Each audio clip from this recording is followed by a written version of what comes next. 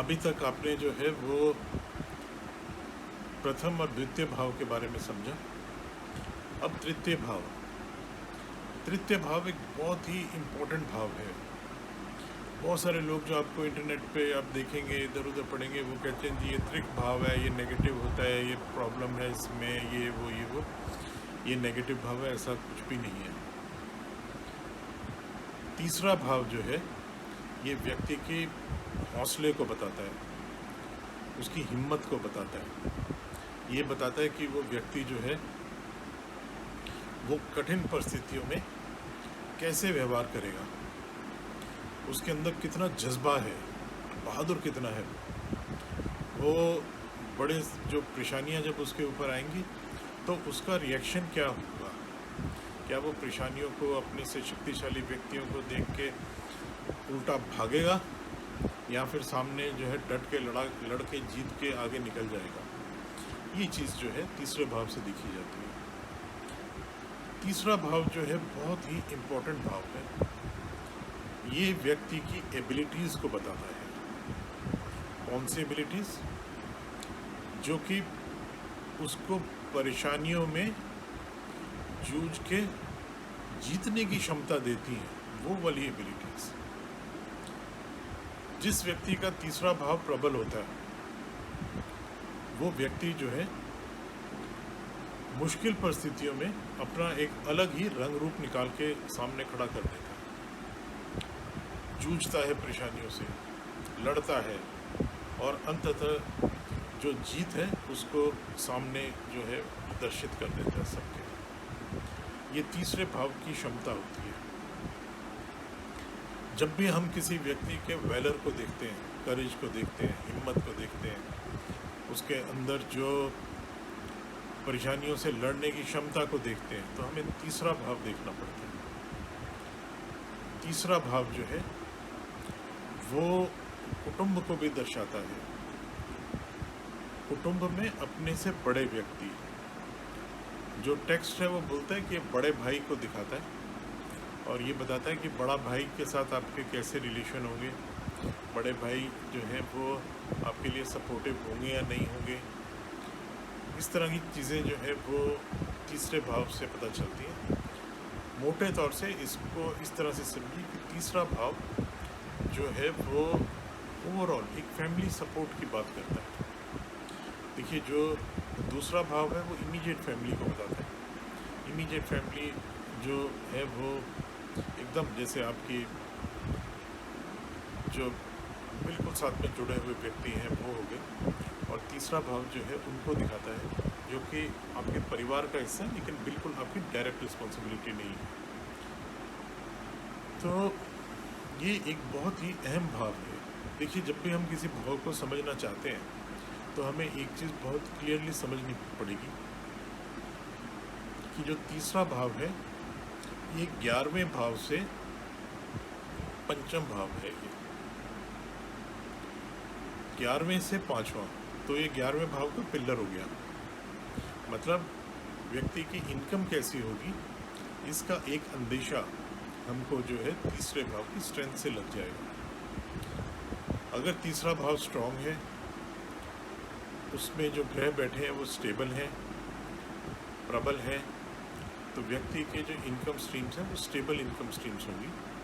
उनमें बहुत ज़्यादा उतार चढ़ाव ना आके एक ऐसी गति बनी रहेगी कि व्यक्ति जो है धन के लिए कभी भी परेशान नहीं होगा, आय के लिए परेशान नहीं होगा। जो तृतीय भाव है इसका जो पिलर है वो 11वां भाव है। तो 11वें भाव की स्ट्रेंथ से भी हम इस भाव को एनालाइज करेंगे। प्लस 7th हाउस जो है वो इसका पंचम भाव है। ये इसका जो पंचम भाव है वो 7th हाउस है और जो नवम भाव है वो 11वां भाव है। तो इन दोनों की स्ट्रेंथ को भी हमें एनालाइज करना पड़ेगा तीसरे भाव को समझने के लिए। अगर तो इन दोनों स्थान पे ग्रह हैं बैठे हुए और ये दोनों भाव प्रबल है। प्रबल भाव वो होता है जिसके अंदर जो है ग्रह बैठे हों या फिर दृष्टियाँ हों ग्रहों की। तो ऐसे अगर पोजीशनिंग बनी हुई है तो व्यक्ति का तीसरा भाव स्ट्रांग होगा, और तीसरा भाव स्ट्रांग होगा तो वो हिम्मती व्यक्ति होगा। बड़ी बड़ी परेशानियों के साथ वो जूझ जाएगा, जीत जाएगा। जब हम एक हिम्मती व्यक्ति को देखते हैं की बात करते हैं तो वो मेहनती व्यक्ति भी होता है, और एक रेगुलर एफर्ट के साथ, एक रेगुलर सब चीज़ के साथ वो जीत की तरफ हमेशा अग्रसर हो रहा होता है। तीसरे भाव से वेल्थ भी देखी जाती है कि व्यक्ति के पास धन कितना होगा। ये दूसरे से अगला भाव है। भाव भावेत का जो नियम है उसको हमेशा याद रखिएगा कि जब हम किसी भाव को स्टडी करते हैं तो उससे अगले भाव की स्ट्रेंथ को भी देखते हैं। तो यहाँ पे जो है वो सेकंड हाउस से सेकंड होने के कारण ये जो है भाव, इसको समझना हमें पड़ेगा अगर व्यक्ति की वेल्थ को एनालाइज करना है। अगर इस भाव में ग्रह हैं और यहाँ पे शुभ दृष्टियाँ हैं या दृष्टियाँ भी हैं तो भी व्यक्ति का जो धन है वो बड़ी मात्रा में होगा, स्टेबल होगा। तीसरे भाव से जो है वो इनहेरिटेंस भी देखी जाती है। ये व्यक्ति को अपने फोर फादर्स से, क्या देखो डायरेक्ट रिलेशन नहीं, फोर फादर्स इमीडिएटली पिता से प्राप्ति नहीं, फोर फादर से जो प्राप्ति है उसको, वो चीज़ जो है वो तीसरे भाव से देखी जाती है। तीसरे भाव से बहुत सारी चीज़ों के साथ साथ हम शरीर के कुछ अंग भी देखते हैं। तीसरे भाव से गर्दन का हिस्सा देखा जाता है, ये वाला हिस्सा, इसी तरह पीछे का हिस्सा। तीसरा भाव जो है वो व्यक्ति की सोच को भी बताता है, धर्म के बारे में भी बात करता है। वो जहाँ पे तीसरा भाव प्रबल होता है, व्यक्ति धार्मिक प्रवृत्ति का होता है। धार्मिक प्रवृत्ति का मतलब बिल्कुल ऐसा नहीं कि वो बहुत ज़्यादा रिचुअल्स में जाएगा जरूरी, या वो चीज़ ऐसा वैसा करेगा। वो तो बहुत चीज़ें जो हैं वो डिपेंड करती हैं कैसी फैमिली बैकग्राउंड है, बहुत चीज़ें हैं। लेकिन व्यक्ति जो है वो दूसरों को नुकसान पहुंचाने की कोशिश नहीं करेगा, दूसरों को दर्द पहुंचाने की कोशिश नहीं करेगा, चीज़ों को स्टेबल रखने की कोशिश करेगा। ये उसके कुछ मूलभूत प्रावधान जो है वो बन जाएंगे। तीसरे भाव से हम व्यक्ति की जो है वो पिछले जन्मों की कहानी को भी देखते हैं। तीसरा भाव जो है बहुत इंटरेस्टिंग भाव है। देखिए, जब हम नवम भाव को देखते हैं तो नवम भाव जो है वो पुराने जन्मों के संचित कर्मों को बताता है। तो क्योंकि जो तीसरा भाव है वो नवम भाव से सप्तम भाव है और नवम भाव पे सीधी दृष्टि रखता है, इसलिए यहाँ से भी हमें पूर्व जन्मों के संचित कर्म या दुष्कर्मों का एक एहसास हो जाता है, और इसी पे जो है भाग्य डिपेंड करता है। जो हिंदू सोच है वो ऐसा मानती है कि जो भी हमारे साथ हो रहा है वो या तो हमारे इस जन्म के कर्मों का फल है या पूर्व जन्मों के कर्मों का फल है।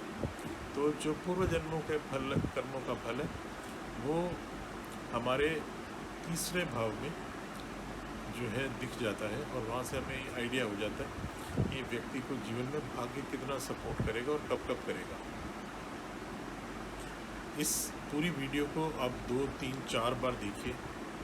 उसके बाद अलग अलग जो आपने अपनी पर्सनल होरोस्कोप्स और ऐसे लोगों के होरोस्कोप्स इकट्ठी की हुई हैं जिनको के जीवन के बारे में आप जानते हैं, उनका विश्लेषण करिए। तो मैंने जो कुछ बोला वो चीज़ आपको बिल्कुल जो है समझ आ जाएगी। इसके साथ साथ आप जब भी तीसरा भाव देख रहे हो तो तीसरे से सप्तम, तीसरे से पंचम और तीसरे से नवम भी आपने देखना है, ये चीज़ याद रखिएगा हमेशा।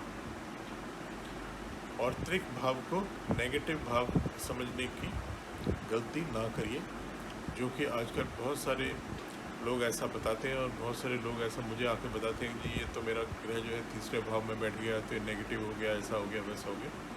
ऐसा कुछ भी नहीं होता। सब चीज़ जो है वो पूरे एक सिस्टम से चलती है। जब आपको सिस्टम समझ आ जाएगा तो आपको खुद ब खुद समझ आ जाएगा कि क्या चीज़ है और उसका लॉजिक क्या है और उसका इफ़ेक्ट क्या है।